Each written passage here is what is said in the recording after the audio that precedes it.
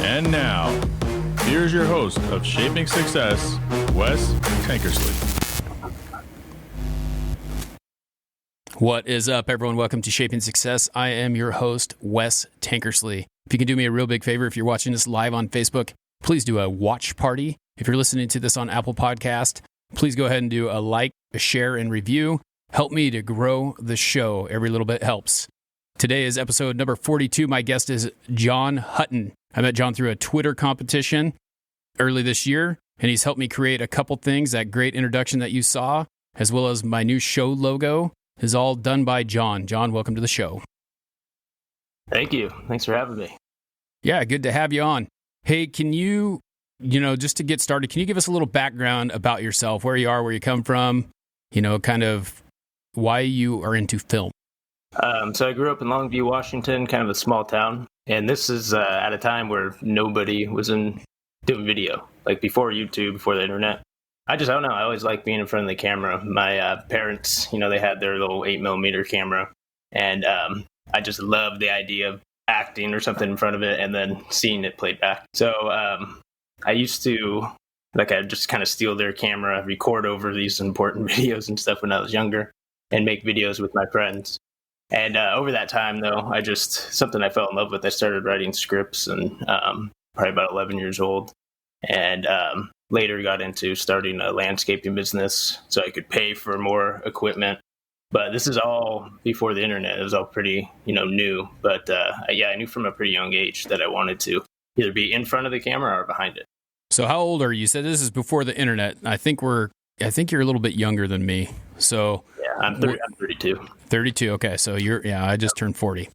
So before the internet, you were, last week it was a rough COVID 40, but I'm there. So, so before that, so you talked about like this little 8mm camera. I'm trying to decide because I don't know much about film. Is that one that has a tape in it? Because those were the ones that I was used to. Like about the size of a cell phone, Okay. So the smaller tape. So the newer one. Yeah. Well, they had the DV, mini DV, and then the 8mm. But it used to be 8mm, which, were yay big. Yeah. But so that's what we. So you said you were writing scripts at 11. What were you writing in the scripts? I couldn't imagine myself being 11 years old and doing that. What was in those scripts? My very first one was actually called The Immortal, which actually ended up, there was a movie called The Immortal, but mine wasn't as good. But I played a lot of Mortal Kombat at that age, so it was pretty much just like, I'd say like a Mortal Kombat / Lord of the Rings script. And we actually tried to make it with no budget, but, it's just being a kid. Yeah. So you started out there. You said it was before the internet. So what did you make these films for? You talked a little bit about that with me before. What were they for? Literally just to watch them, like go play them back and watch them with, my two friends that I made them with. So, it was a little weird at that time. And that's why it's pretty funny to see like how far that's came where like everybody wants to make them when I was kind of weird for making it before. Because I did play sports and I was always like okay at sports, but I had a brother that was really good at sports. So I was kind of always in that, his shadow. But I don't know, like even though I was good at sports and stuff, I still just didn't want to. All that I would look forward to was coming home and making some video that nobody would ever see on my parents', whole camera. And I used to have to, sneak it out or sneak in their room and grab their camera just to be able to do this, but. And then you started your own business so that you could buy more equipment. Yeah, a little landscaping business. Your choice, landscaping. Your choice. So where did it go from there? So what after this landscaping, you obviously had an affinity for it when at a really young age. You were writing scripts at 11, and then you essentially decided to do what with your life after you graduated high school?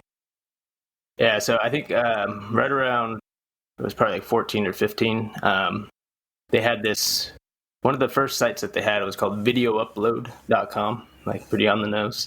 But I used to put all my I had a bunch of videos on there, and it ended up changing to Vidiac. But since it was so early on, and I'm actually doing like skits, like these are more like Saturday Night Live type skits videos, they ended up actually getting a decent amount, views for that time. Because then if you had like 10,000 views, that was, saying something. And I just had all this on my MySpace page, links to all these videos. But then they ended up being an Andy Milonakis contest that, I don't know if anybody remembers Andy Milonakis, but he had a contest where you make a rap. So all these people, submitted just a plain rap. And I was the only one that made like a music video with visual effects, like Photoshop. Like how I used to have to do actually was Windows Paint or something like that. Anyway, how I used to have to do it is frame by frame, I would insert a picture. So, I'm doing like 240 frames for, this short, couple second clip. But I don't know, different time.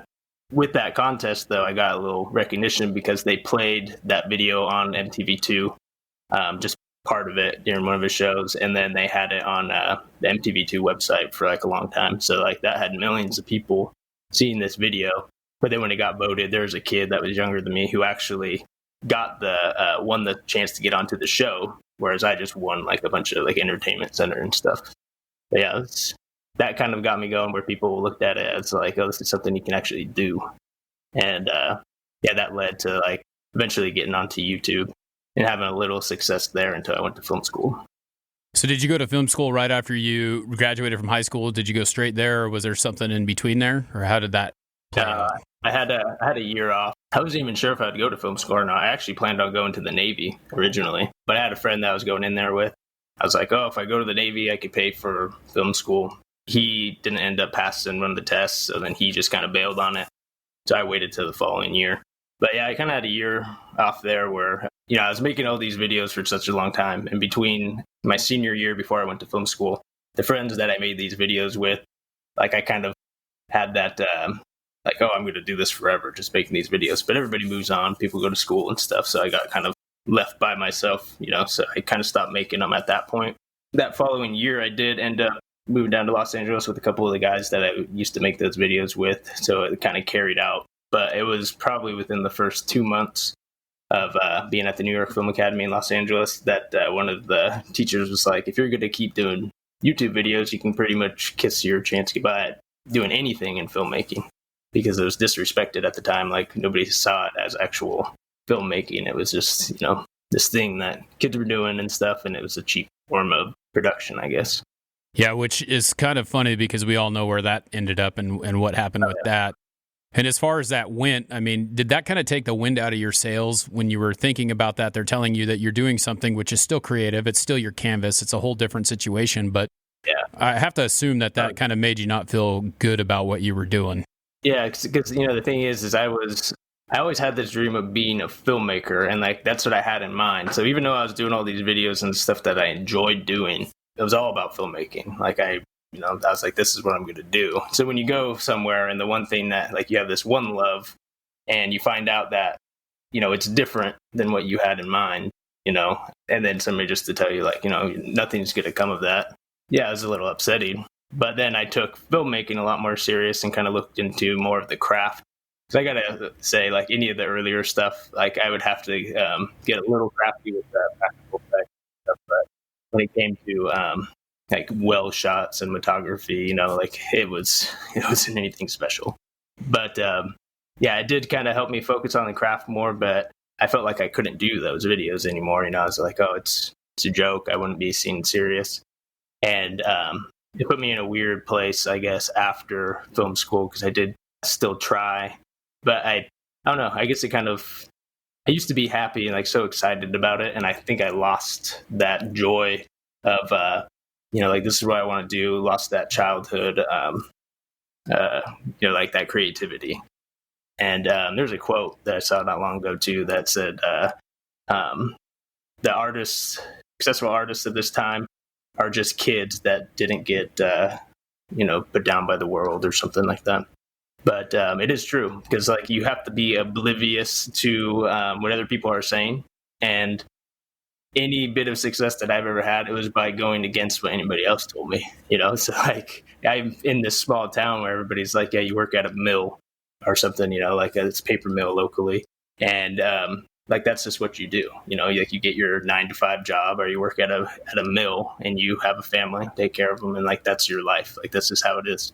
So when everybody that's their norm, and then you come along doing something that's out of the norm, like the only advice they can really give you is that, and that's what they think you should do too. But really, like you just can't listen to them. And the way I like to put it is just be oblivious to what other people are saying, because if you're oblivious and you're just focused on your goal, and you don't care what anybody else is saying, like that right there is what makes you stand out. Because there's plenty of other people that are doing the same thing, like in my town, that I actually ended up doing after all this, like after I felt put down about it and I felt like I couldn't be myself. I just fell right into that role that everybody always, intended. And that's the norm around my town. And then now I've gotten to this point where I'm trying to break out of it. And so far, I think I've done pretty well doing that. And like you're saying, we talked before 6, months ago. That was like right when I kind of started this journey. And I would say since then, I've had a decent amount of success. Yeah, and it's crazy because that's all it takes. One of the things that I would tell you, like I said, I just turned 40 last week, and it took me 38 years to try and figure out what I wanted and where I wanted to be. And so the good thing is one, you're young, but two, you figured it out and you went back to where your heart was. It's kind of tough to have people take that wind out of your sails. And I have that still as a 40-year-old person, you still have people like parents and relatives and family and other people who will tell you that taking that risk is not worth it. But in the end, it's worth whatever it is worth to you. So if you really want that to happen, you're going to have to push yourself to do that. So the good thing is you found your way back. But after that kind of, that they put that little bad taste in your mouth, you kind of gave up for a little while, right? You went back to doing something you didn't want to do because you just weren't happy anymore. Where did it go from there? You left LA, went back to Washington, right? Yeah. So I actually went down to LA twice. After film school, I came back, and then I was like, oh, well, maybe I'll just do work. Because I did skip over something. I used to do like videography, wedding videography, events and stuff when I was still in high school up until I left. So I did have that work going, and I was like, oh, well, I don't mind doing that stuff. It's in the same, wheelhouse, like you're filming. So I was like, oh, I don't mind. I'll just get into doing that. But the thing is like right there, like I was just settling. And I think that was, I don't know, like you feel like if you have a test of, I was going through this phase where I kind of had to test the will, like there's something I've always wanted. And then when I found out that, like, oh, here's a realistic point of view on it. And, like I believe I was kind of being, my will was being tested. And instead of just pushing through, I was like, okay. And I gave up and I just left, because even when I was done with film school, I had an opportunity to do, be a editor's assistant. And that would have been, it would have been internship. So I wouldn't have made any money for like the first 3 months. Well, I looked at that as like, oh, well, I have to make money. Here I am. And I could have made that work, and I never did. And that was something that I kind of regretted. But really the main thing, though, is I just felt like I had this sense of entitlement a little bit because I'd done this stuff and I got recognized at a young age. So I was like, oh, I'm important. And that's one thing that I would say like a lot of people need to notice, especially, you have these younger kids on TikTok and stuff too that are going through this, where it's like you get this recognition and then suddenly you feel like you are the most important person, like you can do anything. But you go to the real world and like a lot of people really don't care. So like every single day you have to give it your all, not just because you did something special, a couple years ago. And, we were just talking before the show started. I was like, I really don't like talking about myself. I'm really not a fan of it. I can talk about something else. But like looking back, I really don't like talking about this stuff, but it is what made me, or like put me to where I am. I wish like my mindset now, I wish I had that, 10 years ago. Like if I had that same mindset, like I would have still been in LA, and I like guarantee I would have had at least some success by this point. But it's just like you can tell people over and over, like I know this is what your podcast is about too. It's like you tell people like this is how you do it. You can give them the advice, but they have to be the ones to apply it, and they have to also tailor it to who they are. Like for me, we talked about too, is I don't like when I talk about myself, I like don't like it, get kind of nervous and stuff, but I can become a character because I did act and stuff a lot. So I could become a character and have no problem, like I just feel normal because I'm somebody else. I'm getting outside my own skin. So it's like, I just feel like I'm somebody else. It's not necessarily method acting, but it's just how you feel, like, because if you embarrass yourself, you're like, oh, it's the character. It's not actually me. Like when I'm like talking to you now, like I open up about something and I feel like vulnerable, which, but at the same time, if I go act like I'm somebody else, like I don't feel that way. It's their problem. So even applying that to now, is, I don't know if you want to jump into this now, but I had at my work after I came back from LA, I ended up just falling into the same job that a lot of other people do. It's a good job, but it's local at a mill. And I was just kind of stuck there, and I went through the motions, and I was like, all right, this is it. And I was trying to cope with it. And coming to this point now, this is like right when I met you, like I ended up, it's like, no, I got to do something about this. I'm not happy. I was depressed and I had anxiety, and, mentally I was in a good place. I'm sitting there doing something I didn't enjoy every day. I have 2 kids, and like I could be this person with my kids, but then when it came to work and stuff, I felt like I had to be reserved. At this job, they asked me to do like a little bit of video because they knew that I did, and I wanted to take it to another level where I could actually just get into doing that work. So I had to act as if I was somebody who was confident and successful. It's gonna be kind of awkward if anybody sees this, but yeah, I just acted as somebody that I wanted to be. And it surprisingly, like, it works, like you just picture the person that you want to be, that's who you want to become, and then just act as if you were that person. Like, I'm not saying you lie about, stuff, but just like you just act and you present yourself that way. And it's opened up some opportunities to me now. Well, I think that's a big thing, though, too. I mean, even though you're saying that it's acting, you're kind of visualizing what you're doing. You play that through your mind first and try and figure out how that conversation is going to play out, how you can deal with those situations. I mean, it's kind of acting, but it's not really. I mean, you're really just predetermining the outcome of the situation because you are going to go in there confident. And if that's what it takes to build that confidence, then that's what you need to do, right? But it led to a very big opportunity for you, correct? Yeah. Yeah. But that's what I was kind of saying. Like, you got to tailor it to like your own needs, because you can listen to all the motivational, stuff you want, or like advice, but really it comes down to finding what works for you. So since I grew up that way, where I was in front of a camera and I was acting as, different characters and stuff, I was like, all right, this works for me. So I just looked at people that were like successful in business, and I was like, I'm going to kind of mold myself into that. I could tell myself that, and, you could do like affirmations and stuff. But to me, I'm just like, okay, I'm going to act as if that's who I am, like think of like the exact person you want to be, write it down, and then just act like you are that person. Because that's something that I can do. And, it's worked for me. And I don't know, I just think that like this whole journey and stuff, it was something that was like always there, but I just never really tried to apply it. I spent too much time feeling sorry for myself, I think, for the most part. So it's something I'd really encourage everybody to kind of look into themselves and try to find what it is about you that's unique, like how you can, apply it to your everyday, and then go after that. Because it's really not worth just settling. Yeah, and that's a big thing, I think, with that. When I found you, I was kind of in this place where I was trying to figure out the way, try and figure out how to not settle anymore, because I had been in that same situation as well. And you just have to, I think that that's some great advice that you just gave there, even though, you were just kind of talking about how you dealt with it.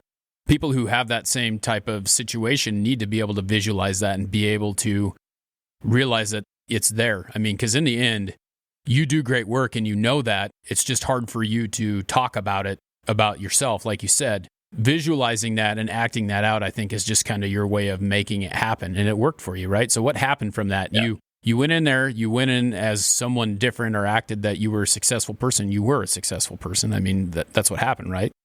So pretty much what happened is I looked at it, because I actually got a job up right before this happened. And I wasn't very happy about it, because when they approached me about this job, they told me like what the hours could be, because I'd be salary, and they were completely honest about that. And it would have ended up been like 7 days a week. So I wasn't very happy about that situation. And that's also kind of what motivated me to do this too. So I was like, this is still at the same place. So I was like, I've sat here and I've listened, I've learned, I even took a few courses and stuff in marketing, and I can see everything that they aren't doing. And I was originally doing it all for myself. But since I didn't like talking about myself and stuff, and I didn't like to promote myself, because I am my business, unfortunately. So I have a hard time promoting it because it's me, so like, this is how I am. But when it comes to somebody else, or like it comes to you, Wes, I can easily help promote you. I have no problem. But when it comes to myself, for some reason, I'm like, oh no, it sounds proud.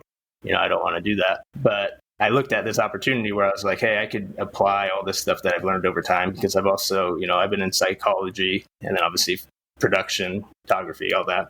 And now with this marketing, I was like, I could lay out this presentation. And, for anybody that's doing this too, like if you have something that you think like, be valuable to your company, like write something up and just, leave them in awe, because people don't really do that. Like they feel like they're in their place and that's just who they are. Because technically, like I would be considered a forklift operator in a warehouse. So nobody's sitting there looking at me with any, like I'm not this amazing person that people are going to listen to. So what I did is I wrote up this presentation, and it was about 20 pages of everything that they could do. And it was tailored exactly to their business too. And I did all this on my own time. I wrote up this 20-page presentation, and I was like, before I can present it to him, I got to get noticed. So there was a guy that was leaving. He had a retirement party. And, I show up at this party and stuff. And I was just like, I want people to see, like have my name come up. So I bought him like a gag gift. It was a Speedo because he was moving to Vegas. So I bought him like a pack of Speedos, and people saw it, they laughed and stuff. And like, oh, who got you that? And they started throwing my name around. So right there, I got that little bit of recognition. Then after that, they had another job come up, and I applied for it, even though I wasn't going after it. And my name kind of came up again. Then I contacted like 3 of like the top people there. It was like, all right, this is the time that I'll leave this presentation for them. So I not only sent it to them in an email, but I also printed it off, put it in like a folder, like made it like look nice, and set it on each of their desks. By giving it to more than one person, that they're all going to be thinking if the other person saw it or, said anything about it too.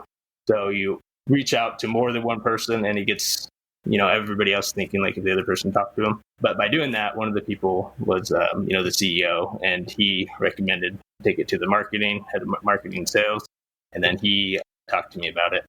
And now, we've been in discussion and stuff about doing this work. And, now I'm being put on retainer in my business to do this work for him, which is not really the direction that I ever intended. But yet, like at this point, I'm actually just doing all the work that I enjoy. So I really am doing video production, photography, and graphic design. This is all stuff that I love to do. And I kind of realized over time, too, that filmmaking, everybody has one job, and it takes a big team of people to all work together. I kind of like doing a little bit of everything. So doing commercial or marketing work is kind of my place, because you're doing these short form videos. You can be a little more creative, and you have part in like every aspect of it. That's all the stuff that I love to do. So now that it put me in that position to do it for them, and then I've been working for Wes and doing work for all these other people, I'm doing everything that I actually enjoy. And it's stuff that I started from a young age, because I liked figuring out how to do these practical effects. I like doing cheesy animation. Like it was really bad back in the day, because I literally took pictures, cut them out, and had stills, per frame. That's just how you did animation then. I used to have to edit with a VCR and stuff, but I've came a long way. But all this stuff that I did when I was younger all led up to being like valuable to me as I got older, and like being able for me to, do so much more by doing that. And it kind of turned out that I enjoy doing this more than I did what I thought was my dream and what I cared so much about before. I was never really after, a lot of people now are more after fame or the celebrity. That wasn't really what it was about for me. Like I just wanted to make stuff. And now even with my kids, like they do videos with me, and that's more of me just doing it with them. Like that's not something I'm trying to carry out, but my son likes doing that stuff. So all that, like right now I'm doing everything that I enjoy. And that's a huge difference. And like, I'm happier than I've ever been. And that's coming from 5 years of, like depression. I've gotten different medication and stuff. When all this time, really, I was just using that stuff as a mask, something to just help me cope with the fact that I wasn't doing what I wanted. Like, I grew up doing stuff. It feels so natural for me to do it. There's no reason for me not to try. And then now being able to apply that and kind of realize that things are going well. And I wish that I was a lot farther along coming on here, but maybe, I don't know, later on to come back on, I'll be farther along. And I won't have to talk about myself so much. I could talk about, work doing, Wes. It's funny, and it's one of those things though, you're going to have, at some point you're going to have to talk about yourself. And I think that it's a great story that people can hear that you struggle with that, because there is someone out there who you're helping right now by saying how you deal with that and how you do those things. The one thing that I will tell you is that everything that has happened to you in the past and I know this because, I've been there too. It's all going to mean something later on. Just like you said, you alluded to that a couple times. You were talking about how, everything I did back then has helped me now. And you'll remember that. You'll know that helped you to be better at what you're doing now. So with that, you've created some awesome stuff like my logo. You helped me make the intro, the outro, which I really like. It really just kind of represents me. And I enjoy the fact that you're willing to work with that. And I know that you're trying to get that out there, that you do these types of things. Where do you see JH in, say a year from now, in 2 years? Do you have that vision? Because you seem like a person who visualizes that. What do you think that's going to look like in a few years? At some point, I actually want to turn into a production studio, like where I can do work for other companies, and I'll be able to make, commercials and short form content there. Right now, I pretty much already do that stuff more locally though. But a lot of that is, I don't have a studio for it. It's not enough work to where I can still quit the job that I'm currently at. So I have to do both, and by doing that, it's hard work, it would have been easier for me to do it 10 years ago for sure. But the fact that, I waited so long, and that's why I really encourage anybody to, whatever you're doing, start now. Because, when you have a family and they're all supportive of this job that you have, well, you're going to have to work extra because you already have this and you have to make it work. And I'm not in a position where I can just say, well, as Tony Robbins put it, it's like, you want to take the island, burn the boat. Yeah, because you have no option. Well, I'm not to that point where I can just go and do that. But I've just been sacrificing my time, any free time and sleep, really. I'll go to bed at 9 o'clock and wake up at 1:30 in the morning and start my day, and then go to my other job at 6 and then work until 6 and then come back, have my time with family, and then go to sleep by 9 o'clock again. My day is full. I am working constantly, but it takes that to get to where I'm at now. But it would have been so much easier if I would have just done that to begin with. But I did have a little pity party, and I think that's also why I don't like talking about it, because I knew where I was and I wasn't in a good place. And it is probably good that people, hear that stuff. But I am not happy with myself and how I was. But yet I couldn't be where I am now, or couldn't have this mindset now without being there first. That, I think, is something. So I don't know. Now, though, moving forward, as much as I don't like, that it is kind of been the foundation of becoming who I am now. Now I'm actually focusing more on my business, where before I did everything word of mouth before, because if I already have another job, I'm not going to market to more people and get more work than I can even do. But I kind of focused on that now. So now I am getting more work than I can do. So now, my hours are ridiculous, but that's what it takes to get out of the job I am now. And what is considered normal, and what I was told my, whole life, what is normal. But never settle for, what somebody thinks you should do. Always be focused on your own goals and oblivious to what other people are saying. Oblivious to limitations. I just looked at it oh, that's not for me. Other people, succeed in this area and stuff. But, I did succeed from a very young age. I had that success where I got a lot of videos noticed and stuff, and I just gave that up. It was, I could have continued, but I was like, no, it's going to hurt my filmmaking career. And then I found out filmmaking, everybody's so serious. I really don't like being serious. I think that's another reason why I don't like talking about my tragic story, because I'm not very serious. I'd rather sit here and try to make people laugh than sit here and tell this heartfelt story. But it is important to hear. I don't know. I just think that, go for what it is that you want to do and go for it full-heartedly, and just don't give up. Look at every bit of your life and your struggle to success. It's no different than a video game. Anybody can beat a video game. You go at it, and you may die, and you have to restart, and die and have to restart. And every time you do that, but eventually you'll figure it out and you'll beat it. It's really no different. Mario, for one, Super Mario Bros. 3 being the worst, because that takes you all the way back to the beginning if you die. Game ever. Now you have save point. That's funny. That's funny. I'm starting to remember that as well, because that's the worst, right? You spend days. You couldn't even shut off your Nintendo. Yeah. Your Nintendo would be on for a week, and then it just somebody accidentally fixed it and it resets. Yeah. No. That's my Arnold impression. Yeah. Down. Yeah, and like you said, I think it is one of those big things that people need to hear. They need to know that the struggle is real. And I think that everything that you're doing is great. I think that you're going to have, it sounds like you're on that path of when it's going to overtake. So you're going to have so much that you're going to have to do in the other world that you're not going to be able to do this world anymore. And so that's what it takes sometimes. That's what you have to do. You have to be willing to work harder than the other person. I just did an interview a little while ago where the guest had told me that he went to a friend with an idea and he said, this is going to make you rich. This is what you need to do. And he took that chance. He went right out and he quit what he was doing and he went to it. And then he also told me the same thing. He's like, it's there. You have to just be willing to do it. So, that's just what we got to do. We just got to keep plugging away and then take that chance when you got it. And I think you're well on your way. Any advice, any more advice for someone who's kind of on the fence about doing what they're doing? Yeah, so I would just say make sure it is exactly what you want to do, because pursuing and like really being successful at something, it's hard work. Like, it is not easy.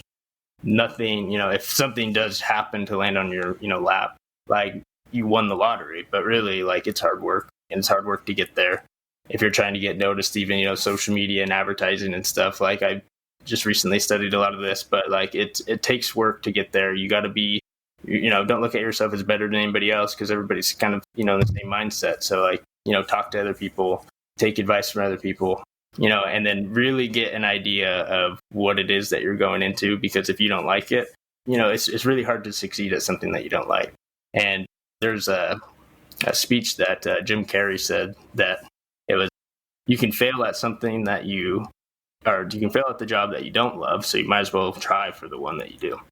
And that is really true, because go for whatever it is that you have, because failure happens. You don't look at it as like, oh, I failed. It's just you fail and you get up and you try again.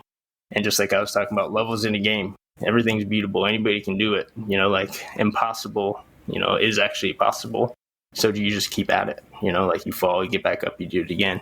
And this has been an ongoing thing for me. And I'm actually like, I am gonna say I'm proud of where I'm at now, because I've made it a long way from where I was. And I've done well and stuff financially, and I'm also working a lot. It's not for everybody, but yet it is going to be what it's going to take for me personally. And I believe it's going to be what most people need to apply every day, is just understand that if you want to do something and you're not in a position that you can quit your job and go, for it, or you're going to have to lose your sleep. You're going to end up doing 4-hour sleep, a night, 3 hours or something, but you just don't work till burnout. And I've kind of been in this spot now where I've came to the edge of burnout. And I was actually just talking to you yesterday. I remember you texted me and I was like, I had no idea what you're talking about. Even though I knew we were doing this podcast, you said something about the email. And in my head, I was like, oh no, did I have work that I was supposed to do for him? Like, is he sending me something? I don't remember. But it's just because, I just had a hectic week where I was, working between so many people. Like, it's hard work to make sure that you are properly, like exercising and everything, and eating well. And then relationships is a big thing, because it's, it is hard on my wife and family if I'm busy all the time, so just make sure that you are giving that time to them still, because, a healthy relationship within that and your work, like, it'll make everything easier on you. But like, the success will come. It's not going to come overnight. You got to understand that, but it will come if you just keep working on it. The little bit of success I have, I'm not, hugely successful, but I'm doing well for myself, a lot better than I would have been. But, it took hard work to get that. And, every day, like, I do listen to stuff that is going to motivate me. I kind of just take that time. Like, I listen to a lot of motivational speeches, Gary Vee, Tony Robbins and stuff. And all of that, you do have to hear every day. Because if you don't have a mentor or somebody to kind of talk to you about that, or you don't have that support elsewhere, you have to hear that every day to, like, really not give up on yourself, because it is easy to give up, but I think it's a test of will. And every time that you're faced with something that seems hard, or you feel like you're down in the dumps, and like there's no light at the end of the tunnel, that's actually the time that you have to push forward the most, because normally on the other side of this test of will is where the success lies.